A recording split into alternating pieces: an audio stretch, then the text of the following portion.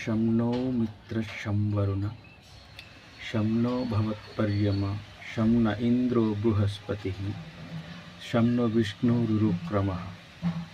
नमो ब्रह्मणे नमस्ते वायु त्वामेव प्रत्यक्षं ब्रह्मासि त्वामेव प्रत्यक्षं ब्रह्म वरिष्यामि ऋतं वरिष्यामि सत्यं वरिष्यामि तन्मा भवतु तत्वक्तारमवतु अवतु माम् अवतु वक्तारम् ఓం శాంతి శాంతి శాంతి.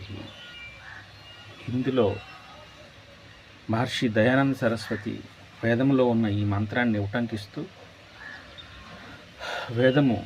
వేదములో ఉన్న విష్ణు బ్రహ్మ శివ ఇవన్నీ నేనే, ఈ ఓంకారంలోనే నేను దాగి ఉన్నాను. ఆది ప్రణవనాదమైన ఓంకారమే నన్ను ఉపాసించండి. ఓంకారమానంగా ఈ భూమండలమే కాక సర్వ జగత్తును రక్షించినది, సర్వము రక్షించి ఉన్నది. అందుకు మూలమే ఓంకారమని ఈ మంత్రంలోని అర్థమండి. చెప్పాలంటే చాలా ఉంది.